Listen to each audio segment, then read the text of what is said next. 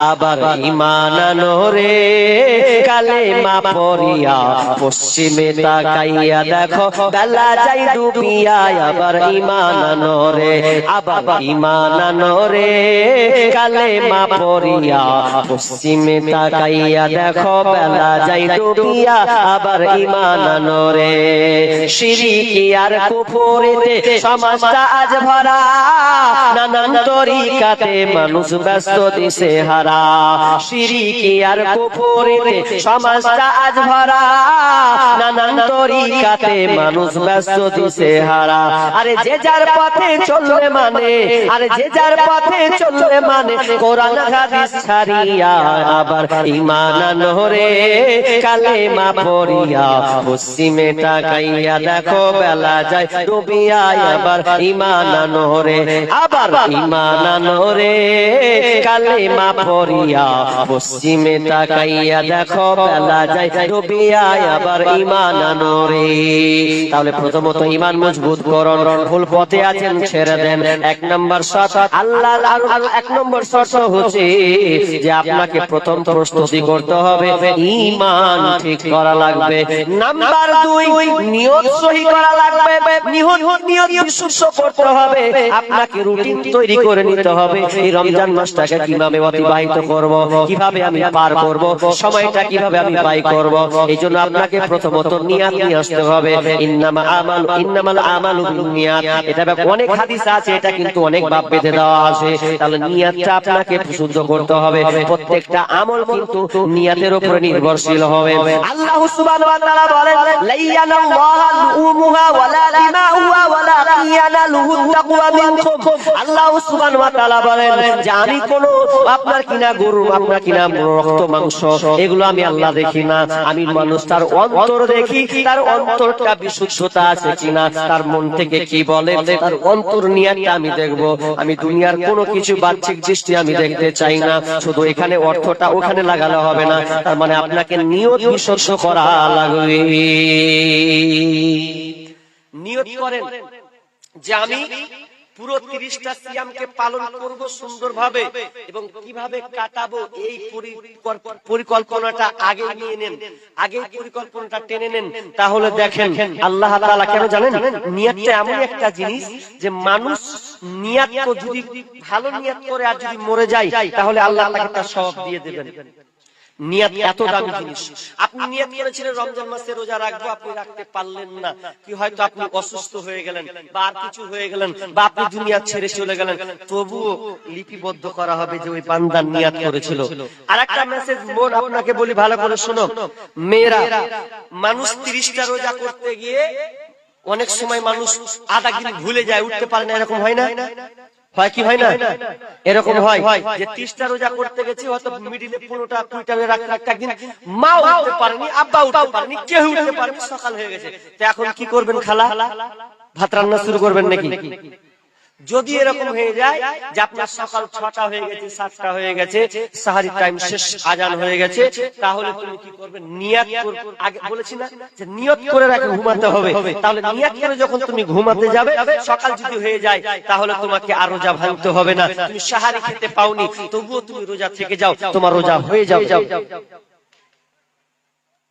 আর যদি মনে করো যে আমি পারবো না সাহারি খেতে পাইনি আমি চলতে পারবো না আমার কষ্ট হবে তাহলে তুমি ছেড়ে দাও পরে তুমি পূরণ করে দাও আর যদি মনে করো যে আমি পারবো থেকে যাব তাহলে আপনি ওই রোজাটা ছাড়বেন না ইফতার করবেন কথা বুঝতে পেরেছেন নিয়ত করে আপনাকে ঘুমাতে হবে যে আমি এই কালকে রাখবই এই নিয়ত তাহলে নিয়তের ব্যাপারে অনেক কথা আছে বললাম না তাহলে 2 নাম্বার নিয়ত আপনাকে বিশুদ্ধ রাখতে হবে নিয়ত পরিকল্পনা করতে হবে নাম্বার 3 নাম্বার হচ্ছে ঘরটাকে আপনি একটা পার্সোনাল একটা এক্সট্রা জায়গা করবেন কেমন জায়গা যেই জায়গাতে যেন আপনি বসে বেশি করে তাসবিহ তাহলিল করতে পারেন যেন আপনি বেশি করে নামাজ পড়তে পারেন মা বোন একটা এক্সট্রা জায়গা করবেন অথচ সমাজে দেখা যায় এক একটা মানুষের 4টা 6টা 8টা করে আপনার ঘর সব কিচেন থেকে শুরু করে বাথরুম থেকে শুরু করে আপনার রান্নাঘর থেকে শুরু করে আপনার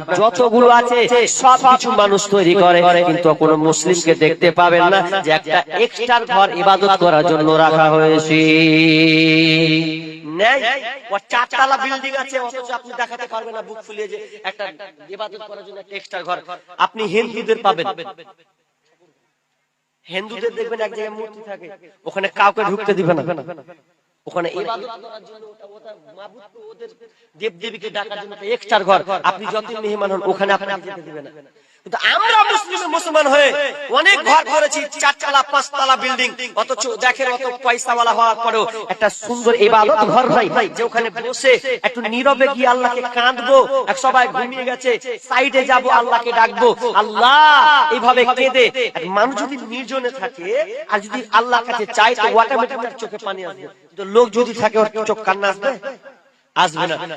পার্সোনাল ঘর করুন, রমজান মাস আসছে, যেমনই ঘর হোক আপনার এক্সট্রা কাপড় দিয়ে এড়িয়ে দেন, ওখানকে ভেবেলেন যে আমি ওই জায়গাতে আমি খালি আল্লাহ তাসবিহ তাহলিল করব, তাহলে আপনাকে কেউ ডিস্টার্ব করতে আসবে না। 3 নম্বর পদক্ষেপ। নাম্বার 4 নম্বর পদক্ষেপ আপনাকে নিতে হবে। 4 নম্বরটা হচ্ছে যে আপনাকে পাপ মুক্ত ঘর করতে হবে। পাপ মুক্ত আপনাকে ঘর, অর্থাৎ যেন ঘরটাতে পাপ জিনিস না থাকেন, এগুলোকে আপনাকে ছুঁড়ে ফেলতে হবে। আমি আয়াত সাথে বলছি না, চটচট করে বলছি, আমি উত্তর দিকে যাব। 4 নাম্বার কি বললাম বলেন তো, মনে আছে?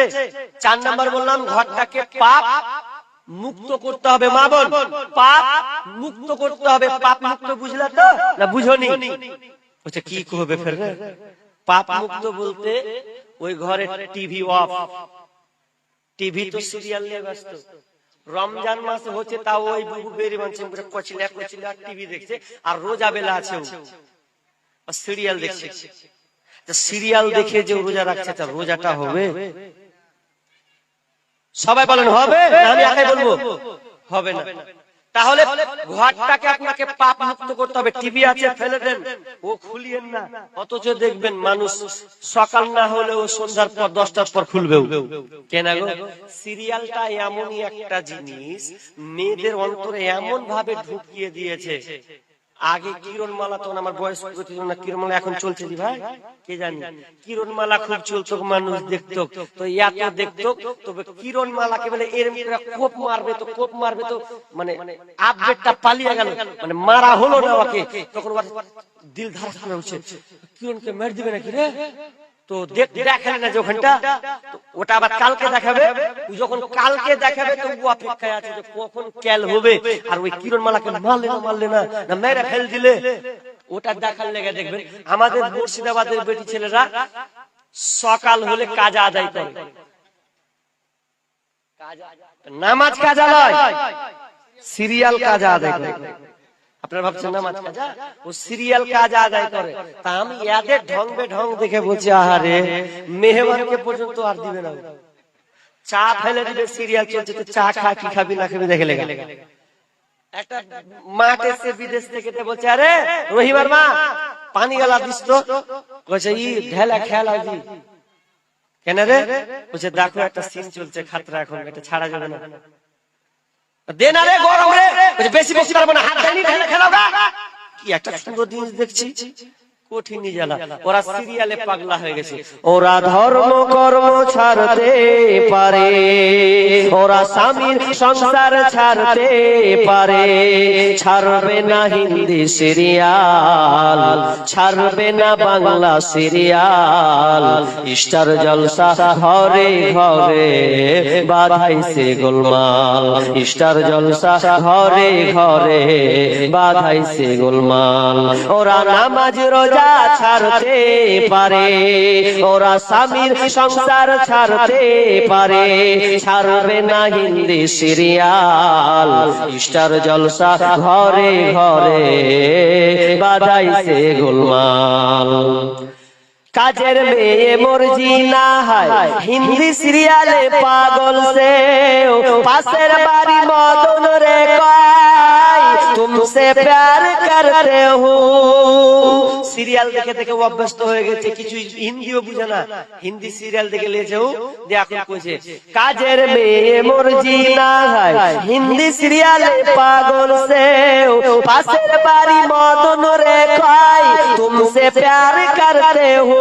আরে বুড়ার বয়স 80 বছর, ওরে বুড়ির বয়স 80 বছর, বুড়ার বয়স 80 বছর, বুড়ির বয়স 80 বছর, হিন্দি সিরিয়ালে মারে তাল, স্টার জলসা ঘরে ঘরে বাধাইছে গোলমাল, স্টার জলসা ঘরে ঘরে বাধাইছে গোলমাল। ওরা স্বামীর সংসার ছাড়তে পারে, ওরা নামাজি রোজা ছাড়তে পারে, ছাড়বে না বাংলা সিরিয়াল, স্টার জলসা ঘরে ঘরে বাধাইছে গোলমাল, স্টার জলসা ঘরে ঘরে বাধাইছে গোলমাল। বোন মাপ চাই, আল্লাহ তওবা করো, সামনে সিয়াম রমজান মাস আসছে, রোজাকে মুকাম্মাল করো, কমপ্লিট করা ধরার চেষ্টা করো, তবে এই পাপগুলোকে মুক্ত করতে হবে, মোবাইলকে মুক্ত করতে হবে।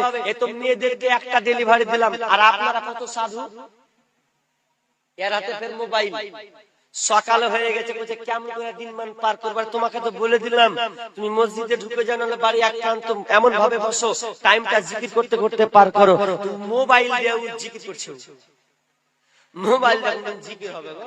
ও ফেসবুক খুলে দিলে মানে ও চললে এভাবে ধরলো, ফেসবুক চলছে, এই দেখবো ওই দেখবো করতে করতে করতে করতে আর ইমানের 13টা বাজিয়ে দেবে, রোজাই বেকার হয়ে যাবে।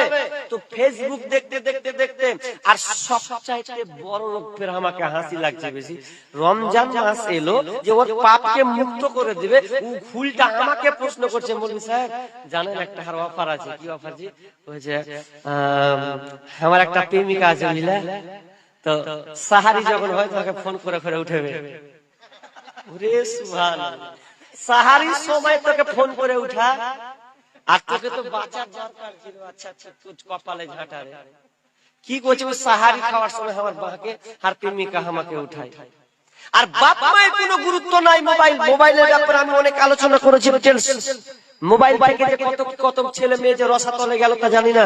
আর এই যে আপনার বাপ জি কি করছে, ঘুমিয়ে আছে, মা একদিকে ঘুমিয়ে আছে, বাপ একদিকে ঘুমিয়ে আছে, ভাই একদিকে ঘুমিয়ে আছে, আর একদিকে ওই ছেলে রাত 12টার পর তাহাজ্জুদের নামাজ চলছে অন্যজনের সাথে,